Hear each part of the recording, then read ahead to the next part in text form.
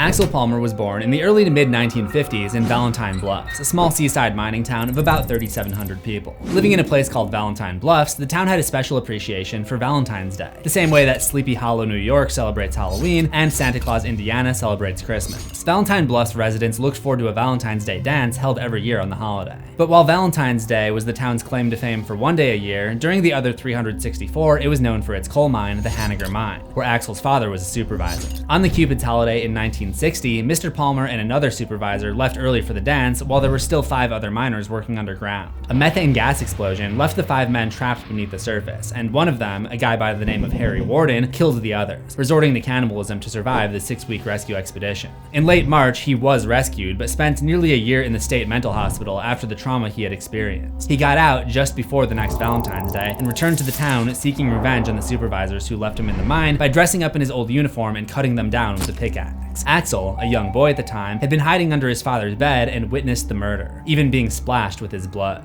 He saw his father's heart cut out and stuffed into a candy box, which Harry left at the dance along with a note warning them to never hold another Valentine's Day ball again. And for 20 years, they didn't. Every time February 14th rolled around, a hush would come over the town. But as the new generation grew up, the horrific events of the past faded into urban legend. Except for one boy, Axel Palmer, who continued to carry a scarred heart every time the holiday was brought up. But instead of moving to a different holiday-themed town like Shamrock, Texas, Independence, Missouri, or even Puxatawney, Pennsylvania, home of the Groundhog Day groundhog, he stayed back in his hometown after discovering his own Valentine sweetheart, a blue-eyed blonde named Sarah. Axel appeared to grow into a perfectly normal guy as an adult, but those who have ventured into the coal mines know it's not what's on the surface that is the most dangerous. To learn about what was bubbling inside the heart of this 1980s holiday slasher and why things went different in 2009 when the property was unearthed for a remake, stick around to the end of this video.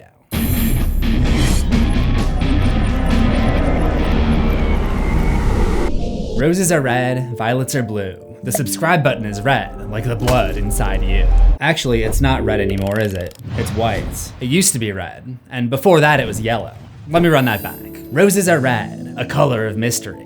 Welcome to horror history. Now, usually in this show, I only cover the canon source material. In this case, that would be the 1981 holiday slasher, My Bloody Valentine. But I think the 2009 remake is equally, if not more interesting to talk about, so this is actually gonna be like a double episode. Unlike the female lead Sarah, I don't have to choose one or the other. And if there's anything this franchise does better than its holiday slasher predecessors like Halloween and Black Christmas, it's wordplay. The combination of a mining town and Valentine's town is pretty clever, because the default Valentine message is be mine and it's set in a mine. A character named Axel kills his victims with a pickaxe, and his girlfriend Sarah is caught in a love triangle where she has to pick between Axel or her ex, TJ. The killer removes his victims' hearts, and it's called My Bloody Valentine. The heart is literally the organ that pumps blood. And listen to what this guy has to say to the idea of doing a Valentine's Day party at the mine. What a blast! Warden was initially trapped underground due to the blast of a methane gas explosion. The only wordplay they didn't go for was making some kind of pun around the word shaft, which seems like a missed opportunity. But while I could continue to drill them for bad puns that weren't deposited into the script, why don't we dig into the upbringing of the main antagonist? Roll the thing.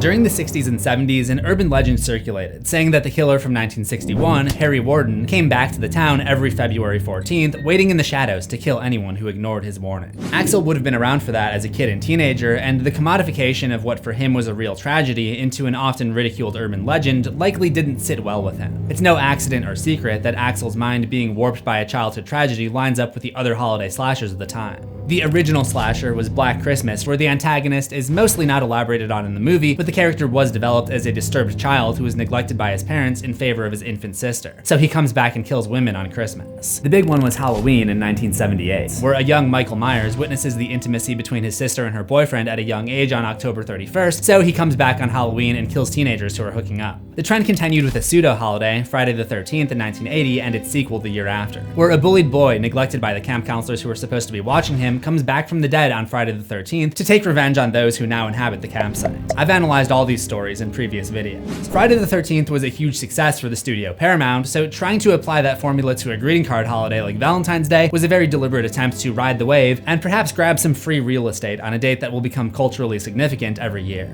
There is one thing that sets My Bloody Valentine apart though, and that is the mystery aspect. Axel, despite the obvious clue in his name, appears to be a normal guy. As a young man, he would go out to the junkyard with the boys, get get drunk and tear the place apart. He does become a miner, but it doesn't look like he's following in the footsteps of Harry Warden, because all of his friends get jobs at the mine too. He develops a crush on Sarah and has a little bit of a rivalry with a coworker named TJ over her. TJ Hanniger is the son of the mine's owner, and he ends up going out with Sarah first. Maybe viewers have even been in a similar love triangle kind of situation. It's not the same as Halloween or Black Christmas, where the traumatized child spends all of his time locked away or outcast from society. Axel feels more relatable and isn't seen as a threat.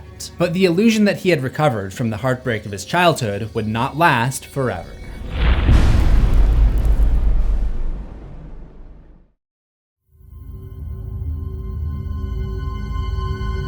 As the years went by, Harry Warden's memory continued to fade, especially for the younger generation. One thing I noticed in the movie is that despite the Harry Warden murders only taking place 20 years before, there are no coal miners from this era. The only ones who are still around from that time period are the sheriff, mayor, and the bartender. This is probably because coal mining is a very dangerous job, even more so back then, and they tend to have very short careers and lives. According to the Center for Disease Control, coal mine dust causes a range of lung diseases, including black lung, which can result in lung scarring, breathing difficulties, and sometimes fatal respiratory failure.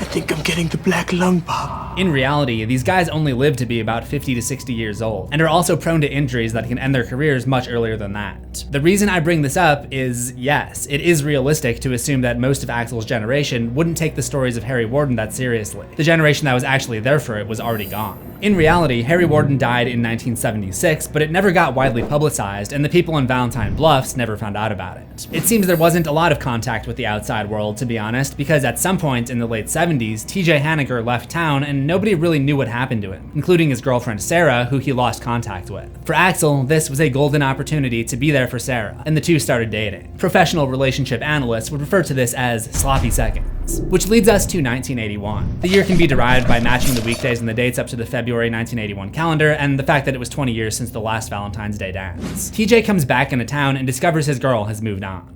Hey, you wish you never came back. Especially now since Sarah's going out with Axel. He claims he doesn't care, but that turns out to be anything but true. With the Valentine's dance coming back for the first time in 2 decades, tensions began to rise between the two. Axel's first known victim is not really known at all. We see him bring a woman down into the mine for some subterranean action, and he stabs her in the back and cuts her heart out. And we never learn who this is or why he was with her when he would have been dating Sarah at this time. My guess is that he was cheating on Sarah, and that's why he's so aggressive about keeping her and TJ apart. It's basically projection, the phenomenon of someone who's cheating being more likely to accuse their partner of cheating. It's basically an insecure person trying to see their own faults in others as a coping mechanism. And again, this kind of behavior could be linked to his childhood trauma. Anyway, Axel leaves the human heart in a heart-shaped box at Union Hall where the dance is set to take place, along with a note addressed to the mayor. From the heart comes a warning filled with bloody good cheer. Remember what happened as the 14th draws near. While he never expressly states why he wants to stop the dance, it's not a big jump to assume that he just sees it as disrespectful to his father's memory, and doesn't want to be reminded about the worst day of his life. I also don't really know who the dance is for. It sounds like something that would be for high school students, but the only ones shown to care about it at all are these people in their 30s. Maybe this is something that only people from the 80s would understand, like leg warmers, or letting AIDS go unchecked, I don't know. After work on the 12th, Axel stops by Union Hall, where Sarah is part of the decorating committee, and she can't help but steal a glance at TJ. At the bar that night, Axel plays the knife game with a coworker named Hollis, but loses when he accidentally cuts himself. Possibly a clue about his eventual self-inflicted downfall, but we'll get to that later. He gets heated again when Sarah gets up to use the jukebox, which is near where TJ is standing, and the two have a small interaction. With the human heart that he left for the mayor seemingly not enough to get the dance canceled, he gears up again that night to take another victim. This time, it's a woman named Maybelle Osborne, the head of the dance decorating committee and owner of the laundromat, where he finds her putting up decorations. After taking her heart, he leaves a note in her hollow chest where he's more direct with his demands. It happened once, it happened twice. Cancel the dance or it'll happen thrice. And he leaves her in the dryer for the sheriff to find. Later that same night, he rejoins the other guys from the mine who are grilling at the junkyard. He plays the harmonica, which Tom also plays, creating a clash of sound, a sonic representation of their situation. They both have feelings for Sarah when there's only room for one of them to have her. You stay the hell away from Sarah. All right. You want to fight, then you got it. Because you and I both know who Sarah wants. The next day is Friday, February 13th. Unfortunately, no, Jason Voorhees does not show up. In reality, the studio, Paramount, wanted the miner to be his own Jason Voorhees sort of character. All the elements are there. A creepy mask, a signature weapon, a silent voice box, and a trauma-stricken, tight-knit hometown is the setting. My Bloody Valentine ended up doing poorly at the box office though, so the studio went ahead with more Crystal Lake and less Hanniger Mine. But on that Friday the 13th, tensions continued to rise between Axel and TJ, including a physical fight broken up by a supervisor. After work, Axel is unable to find Sarah and goes to the bar to play shuffleboard. They discuss what to do for Valentine's Day with the dance being cancelled, and TJ suggests that they have the party in his father's mind. Axel seems to be in disbelief for how easy they're making it for him. In the mind. That'd be great.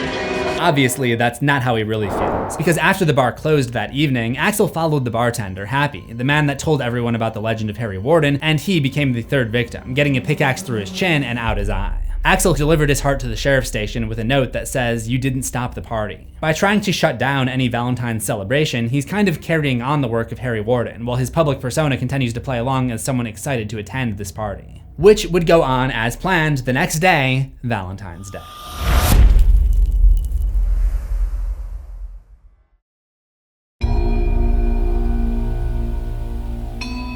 People start to arrive at the mine and set up for the party, which starts immediately. When TJ gets there moments later asking who busted the lock, one of the guys jokes Harry Warden did it. Axel almost looks like he's holding back a smile. His plan of making it look like Harry Warden is behind the murders is going perfectly. For the rest of the night, he would go back and forth between being Axel, who enjoys the party, and being the miner who picks off victims, pun intended. And while My Bloody Valentine is mostly very derivative using the formula of the holiday slashers that I mentioned earlier, this is one area where it was more of an influence on others. I don't think it's the first whodunit style slasher, but the way he goes back and forth between bystander and killer by changing his costume just gave me the feeling that I have while watching a Scream movie, where you try to take note of who is in each kill scene and keep an eye out for clues of a possible wardrobe change. For example, Axel can be seen in the background hanging out with Sarah when he gets up and disappears. Then a coworker named Dave is killed in the kitchen. He's boiled in hot dog water and stuffed in the fridge, with his heart being placed into the simmering pots. I guess Axel was sick of hot dogs. After this, he comes back and kisses Sarah on the head, but she tries to shut down his display of affection, not wanting to start another fight with TJ. It doesn't work though. She wants to come back with me.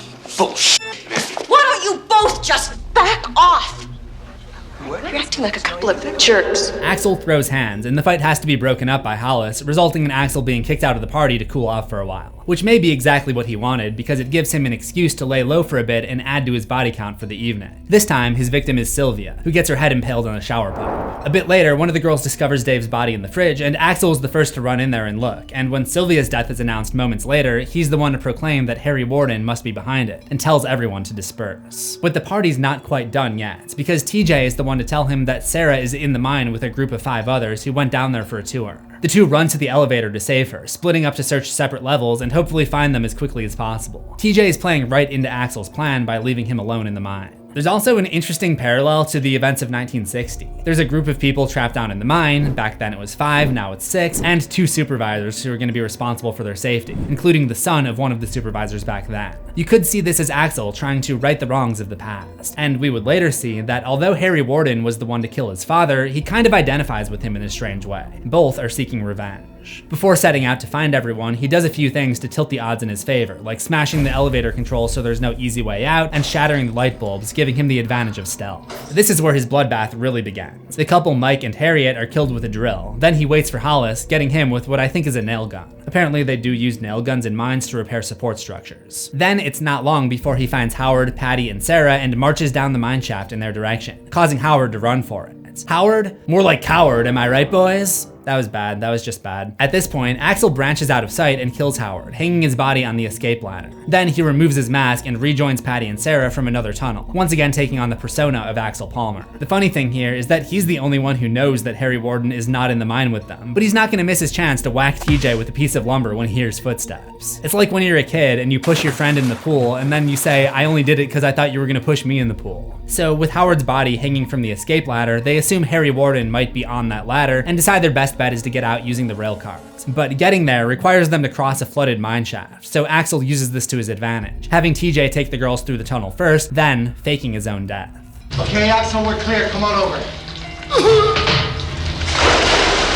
He makes it look like he'd been thrown off the walkway into the deep water, so no one suspects him when the miner later comes up and takes out Patty with a pickaxe. It seems like he has a chance to kill Sarah too, but gives her an opportunity to escape, maybe a sign that he still has feelings for her. Now, only TJ and Sarah remained, and Axel probably worked it out like this on purpose, so he could kill TJ in front of her. The final chase takes place on the moving minecart, and TJ is able to fight back a little bit with the shovel. The duel takes them into an unstable ventilation shaft, and it's here that Sarah pulls off his mask, not unlike Laurie Strode in Halloween or Ginny Field in Friday the 13th Part 2. But instead of finding some stranger, Axel's identity is finally revealed.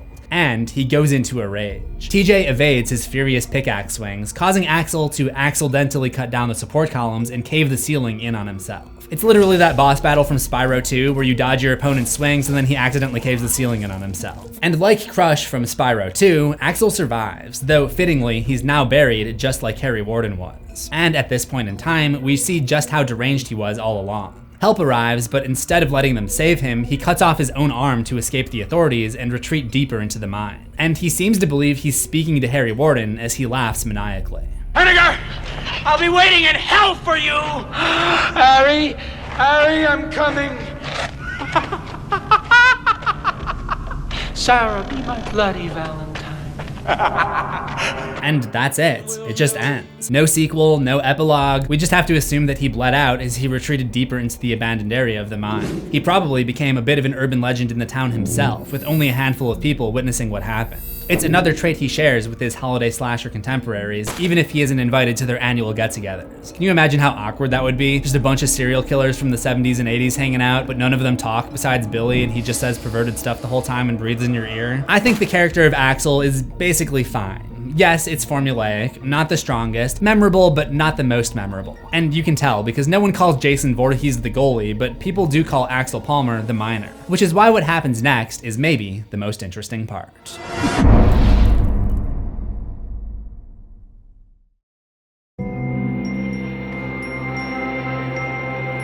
In 2009, My Bloody Valentine was remade after another studio, Lionsgate, acquired the rights. But instead of running it back with Axel Palmer again, there's a new villain behind the mask, and the story is a little bit different. For one, the timeline is shifted up 37 years so that it can take place in the modern day. The initial cave-in that trapped Harry Warden takes place in 1998 now. Instead of Valentine Bluffs, it now takes place in a town called Harmony in Pennsylvania. Although I had no idea where Valentine Bluffs was even supposed to be. On the radio in the original movie, it's described as where the heartland meets the sea, which is confusing because there are no seas in the heartland. These are the Great Lakes. And to add to the confusion, everyone is wearing Pittsburgh Steelers stuff, which would suggest somewhere near Pittsburgh, Pennsylvania, yet they all have Nova Scotia plates and Canadian accents. I'm sorry. Anyway, the remake is more Americanized, and it has a new miner. TJ Hanniger, who now goes by his proper first name, Tom, would have been born in the late 70s or early 80s, and as a young man, he actually worked alongside Harry Warden at his father's mine, but they didn't get along. On Valentine's Day 1998, Harry reminded him to vent out the methane gas, but he didn't do it, so he was essentially responsible for the explosion that buried 7 people alive.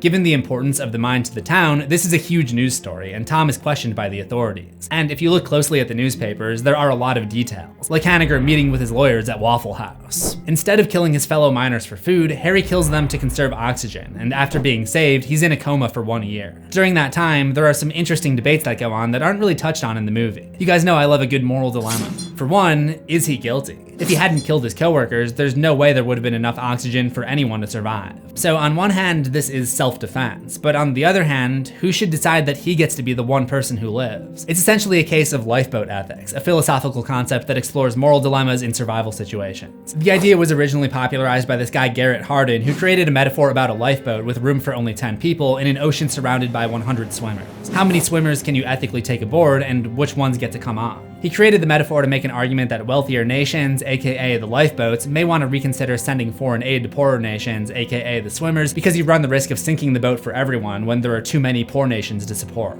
It's a debate that's probably always going to have two sides, but in this case, there's a debate within the debate, because Harry Warden is in a coma on life support, so those who see him as guilty are wondering if he should even be kept alive. I'm going to enhance the article and read it. Upon arriving at the hospital, Harry Warden was combative. Witnesses mentioned he vowed revenge on no one in particular before falling into a coma. On the anniversary of this slaughter, a coma is where he remains. Unresponsive and, according to doctors, brain dead, many are asking why. Not why did this happen, but why are community taxpayers still footing this bill? That's the question Councilwoman Courtney Lawler is asking. Harmony is a small town, a small county. We have enough to pay for without making sure a murderer is kept comfortable. Not a person in this town wasn't close to at least one of Harry Warden's victims. To ask these same people to pay for Warden's care is barbaric. Lawler's suggestion? She believes the county should proceed with prosecution. The evidence is overwhelming. If Warden were awake, he would be sitting on death row by now, instead of costing the taxpayers. I don't know why his coma would change that. Lawler's continual opinion has gained the attention of the mainstream media, and many will be paying attention to Judge Cynthia Ludwig's ruling.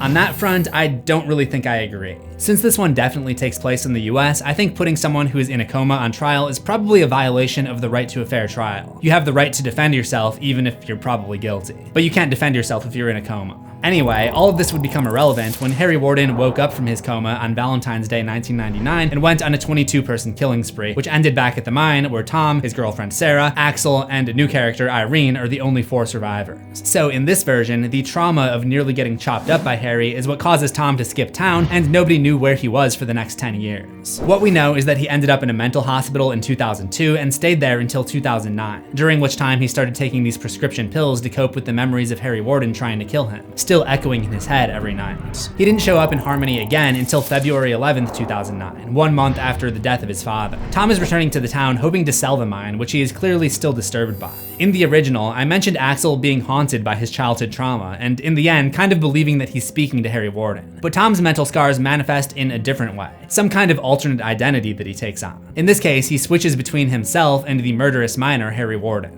His condition kind of resembles dissociative identity disorder, where someone develops 2 or more distinct identities or personality states, usually due to severe childhood trauma. These identities can have unique memories, behaviors, and traits, with the person often experiencing memory gaps when switching between them. However, Tom was an adult when he had his life-altering experience with Harry Warden. While he does seem to have distinct identities, he does not have memory gaps during his time as the miner. He remembers them, but he just thinks someone else did those things. These types of hallucinations are not a part of DID. Maybe he had the disorder from childhood, and then the incident with Harry caused him to develop new psychological disorders, like maybe elements of schizophrenia on top of what he already had, or maybe it's just something new that's never been diagnosed. Whatever it is, it causes the miner side of him to take over from time to time. The first thing he does when he gets back to town is dig up Harry Warden's body, hide it, and steal the costume for himself. And with the proper gear, the serial killer side of him would be fully uncaged for the first time.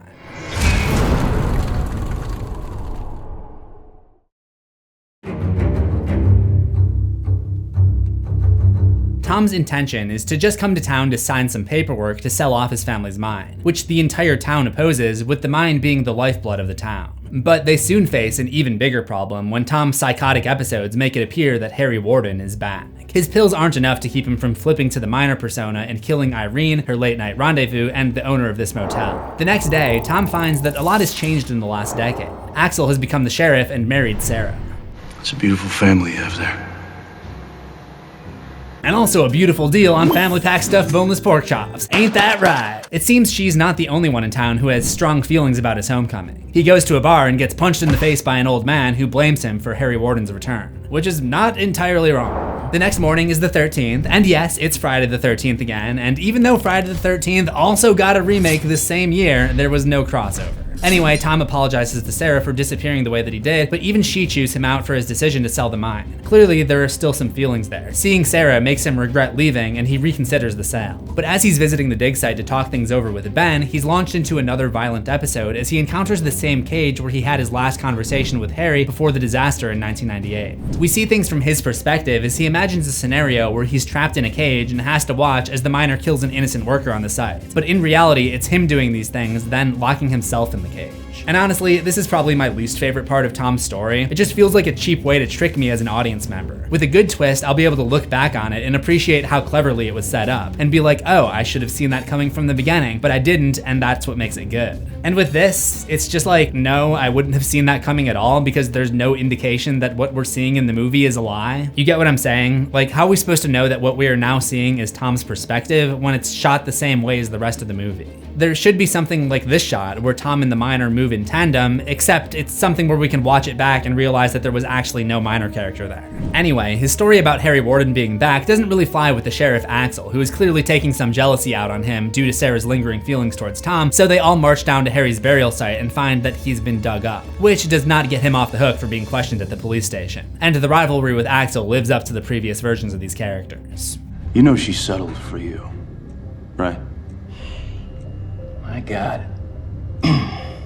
What did you just say to me? Sarah settled for you. brutality! At this point, he pretty much loses control, constantly flip-flopping between the miner and Tom Hanniger. He discovers Axel's private cabin, where he had been having an affair with a girl named Megan, and he stashed all of his chocolate candy boxes there, making it look like Axel was the one putting the victim's internal organs into these heart boxes. He kills Ben, forcing his face into a pickaxe lodged in the ground. Then the next day is Valentine's Day, and he attacks Sarah and Megan at the grocery store. He slams Sarah into a freezer, but she gets away after slamming him with one of those ridiculously on-sale slabs of meat. Ain't that right? He gets Megan as she tries to escape out the window and leaves her heart behind with a message, "Be mine forever." The same message that Megan left in her Valentine to Axel, making it look like Axel might have been the one to kill her. Then he runs through some more cast members with callbacks to kills from the original. Sarah and Axel's nanny gets pickaxed through the head before she's dumped into the dryer, a callback to Mrs. Mabel, and the retired Sheriff Burke gets impaled through the chin, another callback to Happy the bartender. But when switching back to Tom Hanniger, he genuinely believes that Axel is responsible and tries to convince Sarah as much as he drives her to Axel's old cabin to prove it. However, his plan is derailed, minecart pun intended, when Sarah gets a bad feeling and crashes them into a tree, causing him to revert back to the miner and come after her. It's a lot of back and forth, I know. It's like watching me decide if I'm gonna have a healthy sleep schedule or not. Miner Tom chases Sarah through the cabin, but she survives a fall out the window, allowing her to get back to the place where it all began, mine tunnel number 5. Tom and Axel both show up, but Sarah is the one holding the gun, a new twist on a classic scenario. This time around, she has to pick not which one she wants, but which one she trusts. And Axel's just like, you know what? Just shoot both of us. I'm done. I'm fucking done. Which is crazy. It's insane. But it doesn't come to that, because Tom slips up while trying to prove Axel's guilt.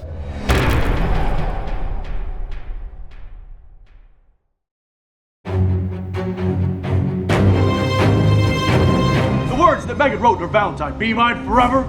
Those are the same words written in blood above her dead body. This is true, but Sarah has the realization. Tom shouldn't know that Megan was dead. This is something he only experienced as the miner, but he doesn't really even seem to realize it. Like, I really want to diagnose what's going on with him psychologically, but while there are elements of dissociative identity disorder, it's not a great fit, and while there are elements of schizophrenia, like delusions, hallucinations, and paranoia, it doesn't explain all of his behavior. So whatever is going on in his brain, being called out on the fact that he knows something only the killer would know kind of breaks his mind, and he thinks he's seeing Harry Warden in the mining suit marching right up to them. When Axel realizes what's happening, he addresses Harry Warden, and he's able to speak with that side of him directly. The final fight includes melee, gunfire, and ultimately a gas explosion. The very same accident Tom made years ago to trap those miners ends up being part of his downfall.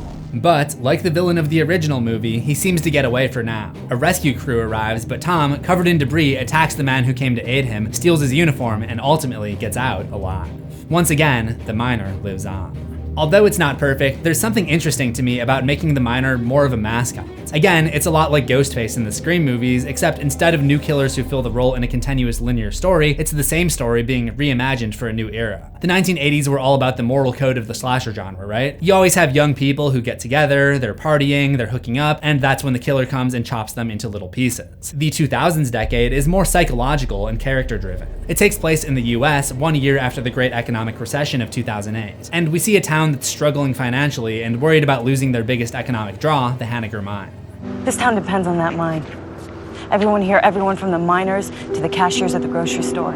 The characters in this one are mostly just supporting each other. The majority of them didn't break any rules or moral code, they're just trying to survive and pick up the pieces of something that happened to them. And Tom, the normal version of Tom, is left to decide. Does he sacrifice some of his own sanity to stay and keep the mine open? Maybe his intentions were noble, but he didn't exactly have any sanity to give. As of writing, there is a new adaptation of My Bloody Valentine in the works by Blumhouse, so you just know it's going to be updated again to tell a story relevant to our time. Get ready for a My Bloody Valentine set in the loneliness epidemic with Bitcoin mining and dating apps. That's a joke. Please don't do that. Please don't do that. But I feel like the precedent has been set. They have to choose a new character to be the miner. And my money's on Sarah.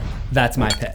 Okay, I'm officially done with the mining puns. Remember to subscribe to CZsWorld for new horrors every week, otherwise you'll be alone forever. I'll see you in the next one, assuming we both survive.